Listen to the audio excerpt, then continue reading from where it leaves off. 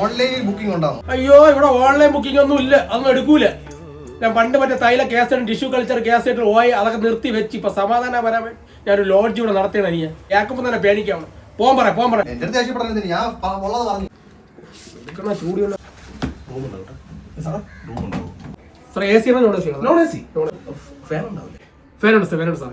അത്യാവശ്യം സ്ട്രോങ് ആണല്ലേ സാർ? നമ്മുടെ ബിൽഡ് ക്വാളിറ്റിയും മെറ്റീരിയൽ ക്വാളിറ്റിയും നല്ല ഉറപ്പുള്ളതാണ്. പൊട്ടി വീഴുന്ന കംപ്ലൈന്റ് അങ്ങനെയൊന്നും സംഭവിക്കില്ല, ഇവിടെ സംഭവിക്കില്ല. 100% ഗ്യാരണ്ടി. 70 കിലോ താങ്ങൂലേ? ഏകദേശം എന്റെ വെയിറ്റ് താങ്ങൂലേന്ന് ഫാന്. മനുവേ റൂമില്ല?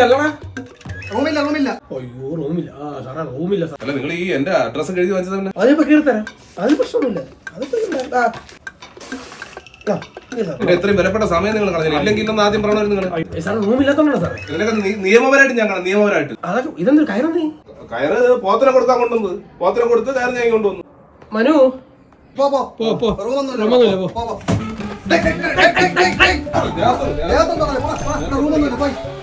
എവിടെന്നാ മനു നീ പിടിച്ചോണ്ട് വരണ? നീ ഇവനെ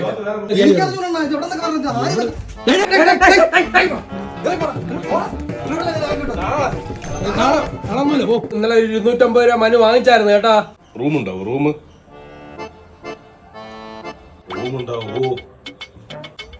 റൂമുണ്ട് സാറേ. ഒരു മിനിറ്റ്. സീലിംഗ് ഫാൻ ഉള്ള റൂമൊക്കെ എടുത്തോളേ. സീലിംഗ് ഫാന്റെ സ്വിച്ച് കംപ്ലൈന്റ് അതാണ്. അത് വിഷയമില്ല, നമുക്ക് കണ്ടാ മതി. അഡ്രസ് എഴുതും. അതെ എഴുതാം.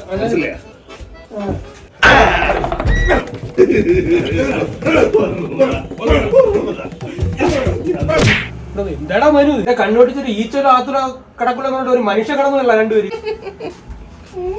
വേണം റൂമുണ്ട് വേണം. എ സി ആണോ നോൺ എ സി ആണോ വേണം? നോൺ എ സിയിൽ മറ്റേ ഫാൻ ഉള്ളത്. ടേബിൾ ഫാൻ അല്ല, സീലിംഗ് ഫാൻ. ഈ 75 കിലോ 80 കിലോ താങ്ങുന്ന ഫാൻ ആയിരിക്കും. ആ മനുവേ ഇറങ്ങനായവനെ. മനു പിടി. നീ